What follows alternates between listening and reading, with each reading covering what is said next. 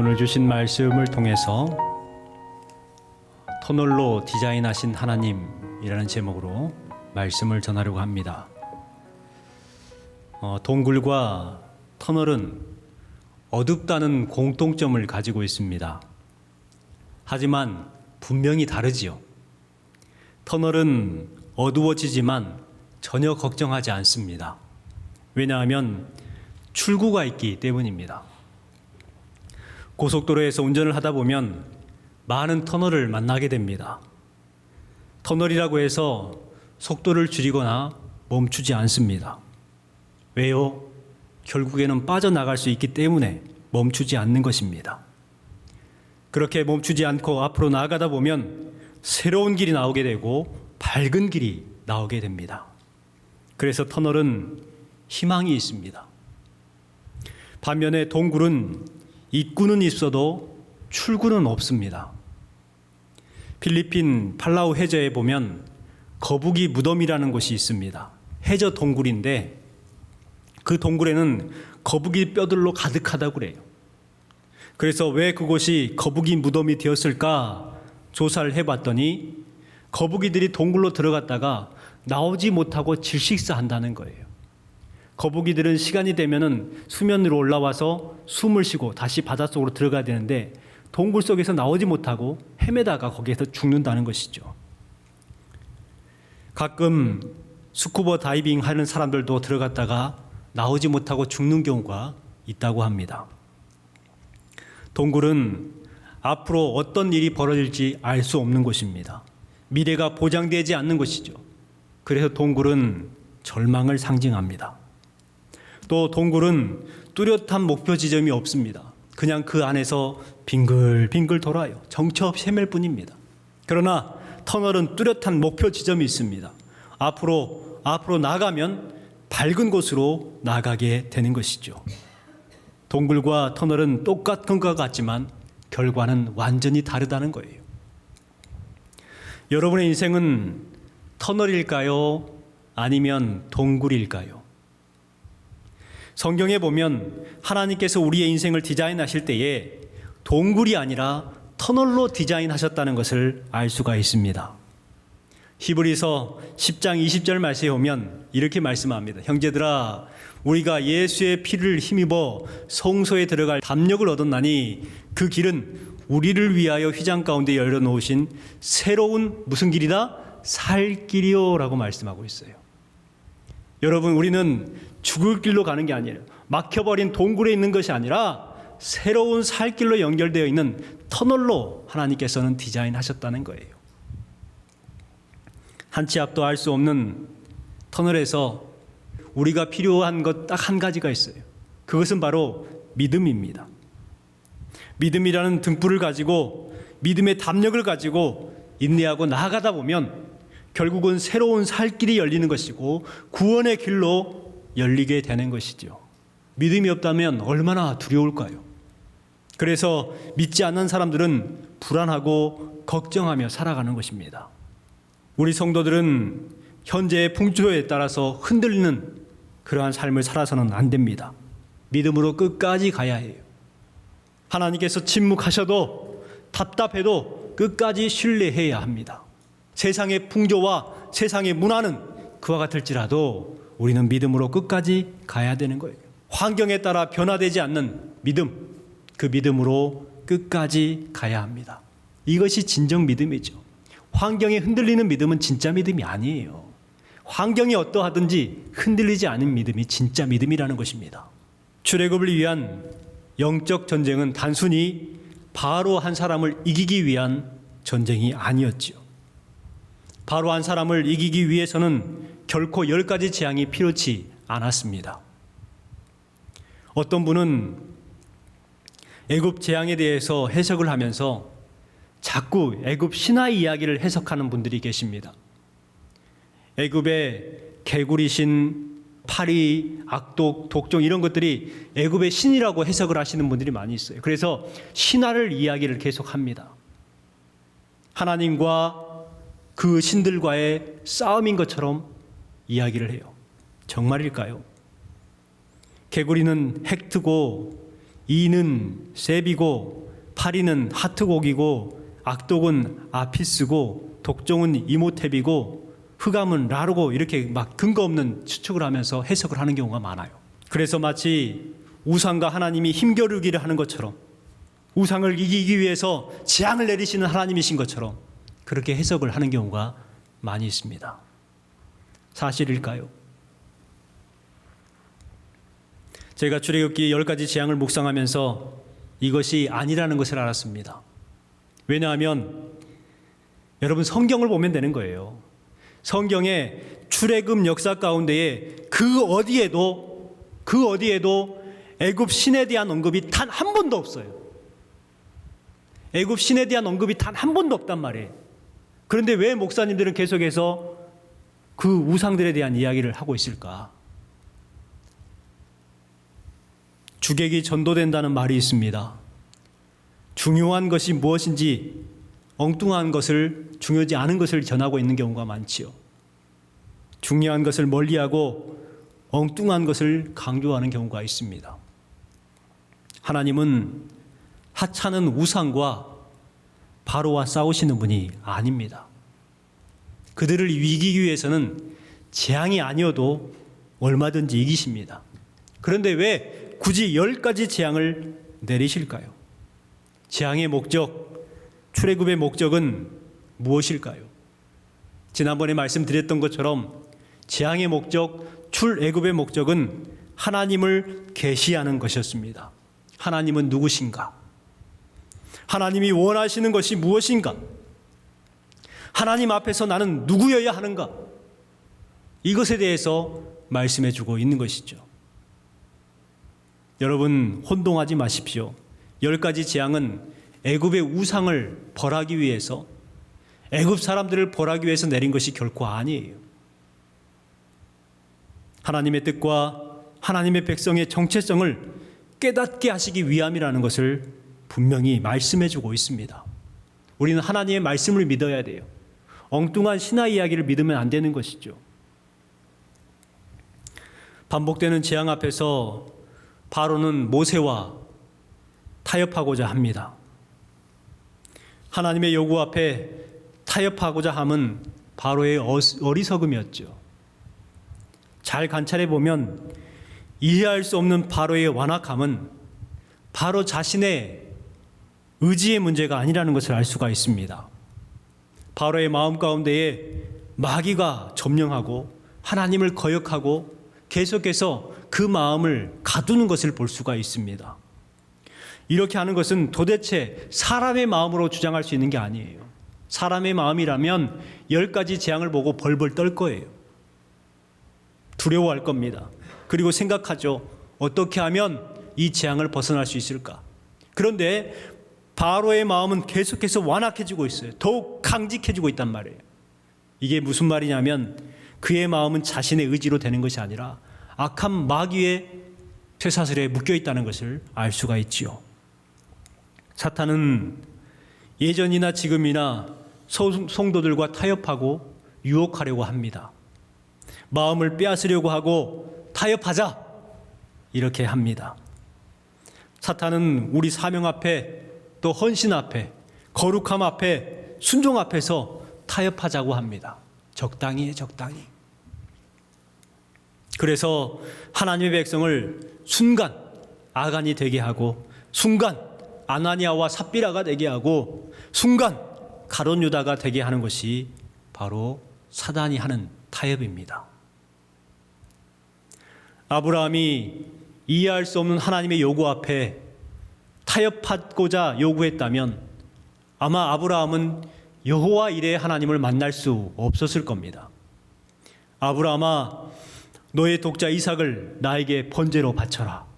이 이해할 수 없는 요구 앞에서 왜요? 내 아들이 아니라 양을 대신 바치면 안 될까요? 라고 타협하지 않았습니다. 이해할 수 없었지만 순종함으로 그 다음을 예비하시는 하나님 여호와 이레의 하나님을 만날 수가 있었습니다. 광야에서 하나님을 섬기겠다 요구하는 모세의 요구 앞에 바로는 타협하기 시작했습니다. 첫 번째 타협이 무엇이었습니까? 이 땅에서 제사 드려라. 이 땅에서 예배해라. 뭐 멀리 갈 필요 있느냐? 하나님 여기도 계시고 저기도 계시고 여기도 계신다. 이 땅에서 그냥 예배해라. 이것이 논리적인 것 같지만 엉뚱한 해석이라는 것을 알 수가 있죠. 애굽의 메인 신앙이 아니게 만드는 신앙이죠. 애굽의 메인 믿음은 믿음인데 믿음이 아니게 만들어버리는 게 애굽의 묶인 믿음입니다. 곧 믿음인 것 같이, 곧 예배하는 것 같이, 곧 신앙생활 하는 것 같이만 보이게 한다는 거예요. 이것이 믿음이 아니게 만드는 타협이었습니다. 두 번째는 너무 멀리 가지 말라 이렇게 말을 했죠. 멀리 가지 마라. 원하는 대로 가라. 그런데 멀리는 가지 마라. 하나님을 알고 하나님을 믿지만 세상 줄에 묶여버립니다. 멀리 가지 말라는 거예요. 여러분 소를 이렇게 밖에 나가서 풀을 뜯기려고 하면 줄을 메어서 박아놓습니다. 그러면 소는 멀리 가지 못하고 줄에 묶여있는 것만큼 빙빙 돌면서 풀을 뜯게 되죠. 분명 풀이 더 좋은 곳이 있음에도 불구하고 줄 때문에 가지 못하고 그 안에서 빙글빙글 원을 그리면서 풀을 뜯는 거예요. 여러분 그와 같은 신앙 너무 멀리 가지 말라. 또한 세 번째 타협은 장정만 가라라는 타협이었습니다. 그 힘든 광야를 다 갈 필요 있겠느냐? 필요한 사람들만 가라. 모두 다 갈 필요가 있겠느냐? 갈면은 어렵기만 해. 그러니까 은혜 받고 싶은 사람들만 가라. 여러분, 이것은 사람들의 은혜 받는 것을 막아버리는 거예요. 하나님과의 인격적인 만남은 어떤 한 사람이 만나는 것이 아니라 우리 모두가 만나야 하는 것이죠. 그런데 나만 만나면 되고 너는 만나지 말라. 이것은 상대방의 은혜를 막아버리는 것이요. 믿음의 공동체를 무너뜨리는 타협이었습니다. 그런데 세상의 풍조에 따라서 어쩔 수 없이 우리가 살아가고 있는 이 모습입니다. 믿음의 공동체가 점점 무너지고 있는 것이죠. 네 번째 타협은 오늘 말씀에 기록되어 있습니다. 양과 소를 두고 가라. 모세가 하늘 향하여 손을 들자 애굽 온 땅의 모든 빛이 사라졌어요. 아무것도 보이지 않는, 아무것도 할 수 없는 흑암이 내렸습니다. 모든 빛이 사라졌고 극심한 추위에 떨어야 했습니다. 그들에게 흑암은 두려움과 극심한 공포가 되었을 거예요. 23절 말씀을 같이 한번 읽어볼까요? 그동안은 사람들이 서로 볼 수 없으며 자기 초소에서 일어나는 자가 없으되 온 이스라엘 자손들이 거주하는 곳에는 빛이 있었더라. 애굽 사람들은 그 무엇으로도 밝힐 수 없는 흑암에 갇혀 있지만 이스라엘 자손은 그 무엇으로도 끌 수 없는 광명 속에 머물러 있습니다. 흑암 재앙은 이스라엘 자손과 애굽 백성을 더욱 분명하게 구분합니다. 애굽 사람들은 흑암 가운데 놓여 있고 이스라엘 자손들은 광명 가운데에 놓여 있는 거예요. 이스라엘 자손에게 비추인 빛은 태양빛이 아니었습니다. 왜냐하면 태양은 동일하게 이스라엘 백성들에게도 가렸고 애굽 백성들에게도 가렸어요. 그렇다면 이 빛은 무슨 빛일까요? 이미 태양빛이 가려서 태양빛이 보이지 않는데 이스라엘 백성들을 비추고 있었던 그 빛은 도대체 어디에서 온 빛일까요? 여러분 궁금하지 않으십니까? 창세기 1장에 보면 하나님은 두 가지 빛을 만드셨습니다. 첫 번째 3절에 보면 1장 3절에 보면 하나님이 이르시되 빛이 있으라 하시니 빛이 있었고 이것이 첫 번째 빛이에요.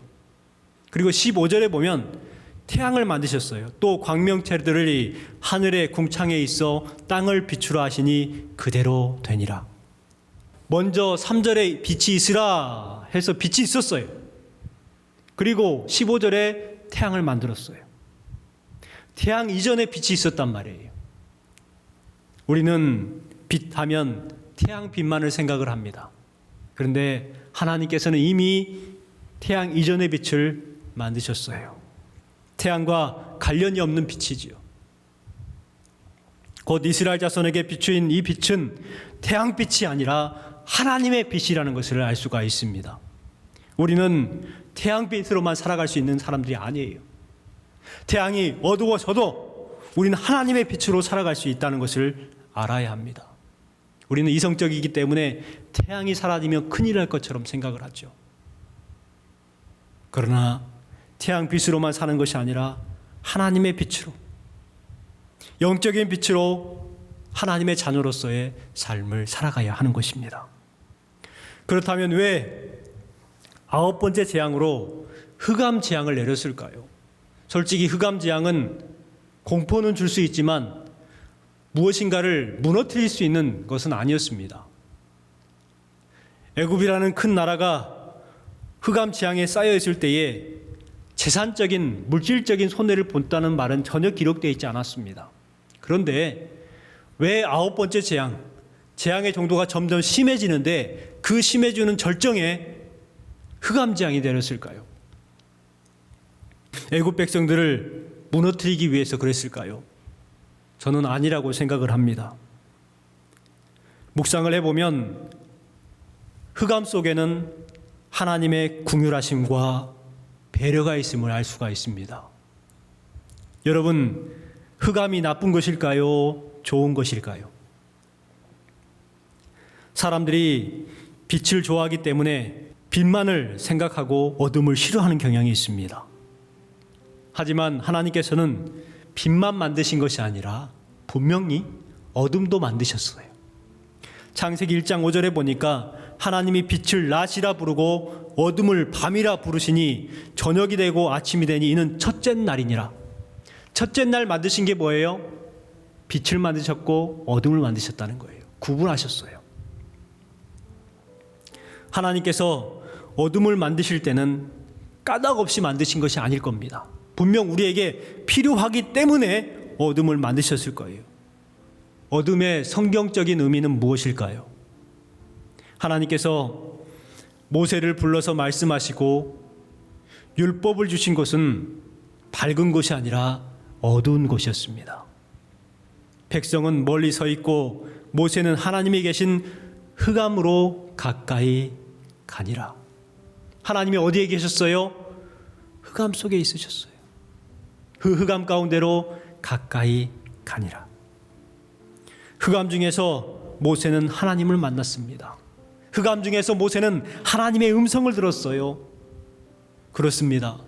흑암은 하나님을 만나는 만남의 장소가 되는 거예요.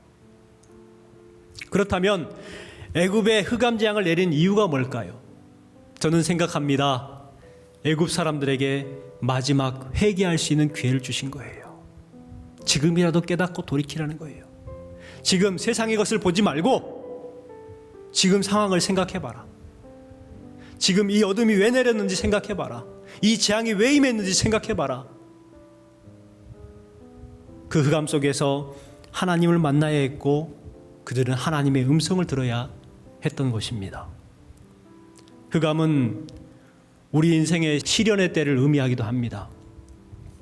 그 시련 때문에 하나님을 만나게 되고 하나님의 뜻을 발견하게 되죠. 요셉의 형제들이 요셉을 던진 그 구덩이는 어두웠습니다. 요셉이 머물렀던 감옥도 어두웠습니다. 다윗이 광야에서 거했던 아둘람 골도 어두웠습니다. 그들은 그 흑암 속에서 성장을 했어요. 그들은 그 흑암 속에서 주님을 만났어요. 여러분, 성경의 흑암의 상징은요, 성장의 장소요, 배움의 장소요, 미래를 준비하는 장소라는 거예요. 그렇다면 애굽에 내린 재앙은, 여러분, 흑암 재앙은 엄밀히 따지면 재앙이 아니에요. 애굽 사람들에게 회개할 수 있고 성장할 수 있고 배울 수 있고 미래를 준비할 수 있는 그 시간이었던 거예요. 다이아몬드나 금과 같은 귀한 보배를 얻기 위해서는 땅속 깊이 파고 들어가야 합니다. 왜냐하면 깊은 흑암 속에서 다이아몬드나 금이 만들어지기 때문입니다. 우리 인생에도 여러 가지 모양으로 어둠의 시간들이 찾아와요. 하지만 낙심하거나 포기하지 마십시오. 다이아몬드가, 그 반짝거리는 다이아몬드가 그 땅속 깊은 어둠에서 만들어지는 것처럼 우리 인생도 어려운 어둠의 시간, 흑암의 시간을 당할 때에 우리는 더욱 빛나는 보배로운 존재가 될 줄 믿습니다. 그렇기 때문에 우리는 낙심하거나 포기하지 않습니다. 그 시간을 통해서 성장하는 거예요. 오늘 본문에 모세와 바로는 동일한 흑암 속에 있었습니다. 그러나 바로는 흑암으로 빠져들었지만 모세는 흑암 속에서도 계속 빛이 났어요. 바로가 만약 흑암 속에서 겸허한 마음으로 흑암을 대면했다면 그는 분명하게 흑암 속에서 하나님을 알게 되었을 겁니다. 그러나 그는 분별력이 없었어요. 왜 그랬을까요? 왜 하나님께서 내려주신 그 흑암의 재앙을 통해서 하나님을 만나고자 했던 그 하나님의 의도를 알지 못하고 바로는 계속해서 흑암에 빠져들었을까요? 바로의 관심은 하나님이 아니었기 때문입니다. 바로는 하나님에게 전혀 관심이 없었어요. 바로는 흑암 때문에 오히려 모세를 협박합니다. 죽이겠다고 합니다. 28절 말씀에 보면 이렇게 기록하죠. 바로가 모세에게 이르되 떠나가고 스스로 삼가 다시 내 얼굴을 보지 말라. 내가 내 얼굴을 보는 날에는 죽으리라. 가라는 거예요. 다시 보지 말자. 다시 보면 너는 그때 넌 나한테 죽어. 이런 말이에요. 여러분, 흑암의 그 하나님의 놀라운 사랑을 알지 못하고 오히려 더 강팍해져서 완악해져서 모세를 죽이겠다 협박하는 이 바로의 모습, 얼마나 한심합니까? 여러분, 바로의 관심이 어디에 있었을까요? 깜깜해서 얼굴도 제대로 볼 수 없는 상황 속에서 바로는 모세를 불러서 새로운 타협을 합니다. 24절 말씀에 보니까 바로가 모세를 불러 이르되 너는 가서 여호와를 섬기되 너희 양과 소는 머물러 두고 너희 얻은 것은 너희와 함께 갈지니라. 이스라엘 백성들은 모두 애굽에서 나가서도 좋다. 그런데 가축들은 모두 남겨두고 가라. 가축들을 두고 가라는 거예요. 바로는 여전히 자신의 고집을 꺾지 않았습니다. 그 결과 그는 철저하게 무너져 내립니다. 바로가 마음을 완악하게 했던 이유는 욕심 때문이었죠. 회개하지 못하는 사람들의 이면에는 욕심이 숨어 있습니다. 24절에 보면 바로의 관심이 나타납니다. 바로 너희의 양과 소는 머물러 두고. 바로의 관심은 지금 어디에 있어요? 양과 소에 있어요. 자신들의 양과 소는 다 죽었습니다. 그런데 이스라엘 자손에게는 양과 소가 살아있단 말이에요. 한 마리도 죽지 않았습니다. 그렇기 때문에 바로는 내 것이 없으니까 너희 것이라도 내 것으로 만들고자 하는 뭐가 있었어요? 욕심이 있었어요. 그 흑암 속에서 그것을 생각하고 있었던 거예요. 이스라엘 자손들의 소를 어떻게 하면 내 것으로 만들 수 있을까? 정상적인 사람 같으면 그 재앙 속에서 어떻게 해야 했을까요? 재앙을 벗어나기 위한 조치를 해야겠죠. 그런데 바로는 지금껏 생각한 것이 가라, 대신에 소나 양은 두고 가라 하면서 재물에 모든 관심이 있었어요. 바로에게 재물이 재앙이 된 것이죠. 바로는 똑똑한 사람입니다. 그런데 영적으로는 참 어리석은 사람입니다. 지금 자신의 가정과 나라에 저주와 재앙이 일어나고 있는데 정작 관심은 소와 양에 붙잡혀 있는 어리석은 사람이죠. 이 이야기는 저와 여러분의 이야기입니다. 우리도 지금 소와 양을 붙잡고 그것을 놓지 않으려고 다른 사람의 소와 양을 빼앗으려고 혈안이 되어 있는 삶을 살고 있지는 않습니까? 이 땅에 살아가는 모든 사람들이 소와 양에 관심이 많습니다. 그런데 이 땅의 문제는 소와 양의 문제가 아니지요. 하나님을 모르는 것이 문제입니다. 하나님을 모르는 것이 근본적인 문제인데 먹고 사는 것이 문제인 것처럼 거기에 관심밖에 없는 거예요. 지금 세상 사람들의 모습이 그렇지 않습니까? 재앙 속에 죽어가면서도 소와 양을 붙들고 있습니다. 모세의 관심은 어디에 있었을까요? 26절 말씀을 보십시오. 같이 한번 읽어보겠습니다. 26절입니다. 우리의 생축도 우리와 함께 가고 한 마리도 남길 수 없으니 이는 우리가 그 중에서 취하여 우리 하나님 여호와를 섬길 것이며 또 우리가 거기 이르기까지는 어떤 것으로 여호와를 섬기는지 알지 못함이니이다. 여러분, 모세의 관심은 어디에 있습니까? 바로는 소와 양은 안 된다 하는데 모세가 어떻게 말하냐면 소와 양을 다 데리고 가겠습니다, 이렇게 말을 해요. 소와 양에 관심이 있어서 모세가 다 가지고 가야 한다고 말하고 있는 걸까요? 말씀을 보면 모세에게는 소와 양에 관심이 있는 게 아니라 바로 소와 양을 가지고 여호와를 섬기는 데, 여호와께 예배하는 데에 관심이 있다는 것을 알 수가 있습니다. 지금 모세가 양과 소를 다 끌고 가겠다 하는 것은 왜 그렇습니까? 우리가 그 제사할 때에 가축으로 우리 하나님 여호와를 섬길 것임이라 하나님이 원하시는 것이 어떤 것인지 알 수 없기 때문에 한 마리도 남길 수 없나이다, 이렇게 말하고 있는 거예요. 하나님 앞에 예배하기 위해서 모든 가축을 데려가겠다는 거예요. 그 이유가 뭐냐면 하나님을 섬기는 것이에요. 그리고 또한 하나님께서 그곳에 갔는데 원하시는 동물이 어떤 가축인지 알지 못하기 때문에 우리는 다 가지고 가야 합니다, 이 말이에요. 모세의 관심은 양과 소에 있는 것이 아니라 하나님 앞에 예배하는 것에 관심이 있는 거예요. 모세는 정말 하나님의 축복을 받을 수밖에 없는 사람인 것 같습니다. 말씀을 묵상하면서 바로는 카멜레온 같은 사람이다 생각을 해보고 모세는 소 같은 사람이다 라는 생각을 해봅니다.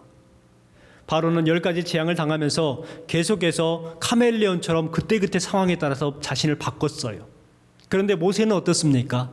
처음부터 끝까지 일괄적으로 됐어요. 우직하게 소처럼 앞으로 나간 사람이 모세라는 거예요. 카멜레온은 상황에 따라 피부색을 바꿉니다. 때로는 자신의 감정을 색으로 표현하기도 합니다. 세상이 원하는 사람은 카멜레온 같은 사람일 것입니다. 분위기에 따라서, 환경에 따라서 기교를 부리고 색깔을 바꾸는 사람을 원할 거예요. 또한 기교 부리는 사람, 테크닉 있는 사람이 살아남는다고 세상 사람들은 말을 합니다. 하지만 하나님께서 원하시는 사람은 기교 부리는 사람이 아니에요. 무게중심을 잡고 천천히 앞으로 전진하는 우직한 소와 같은 사람을 원하십니다. 여기에 모여서 예배하는 저와 여러분은 카멜레온이 아니라 우직하게 소처럼 믿음의 길을 가야 합니다. 그것이 어리석어 보일 수도 있어요. 하지만 그것이 결국 승리의 길, 살 길인 줄 믿습니다. 말씀을 마칩니다. 하나님은 우리의 인생을 터널로 디자인하신 하나님입니다. 터널이 어둡고 소망이 없는 것 같지만 그 안에 주님의 사랑, 주님의 은혜가 분명하게 있습니다. 세상 소망이 사라진다고 해도 그 안에 주님의 은혜를 채우면 되는 것입니다. 인생 터널에서 끝없이 공급해 주시는 하나님의 사랑, 하나님의 은혜를 우직한 소와 같이 믿음의 길로 전진함을 통해서 하나님의 은혜를 마음껏 누리시는 여러분 되시기를 주님의 이름으로 축원합니다. 어둠 속 헤매이던 내 영혼 갈 길 몰라 방황할 때에 주의 십자가 영광의 그 빛이 나를 향해 비추어 주셨네. 주홍빛보다 더 붉은 내 죄 그리스도의 피로 씻기어 완전한 사랑 주님의 은혜로 새 생명 주께 얻었네. 은혜 아니면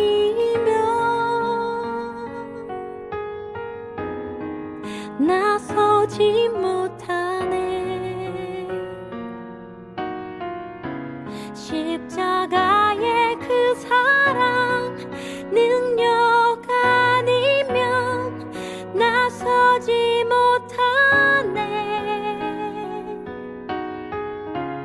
은혜 아니면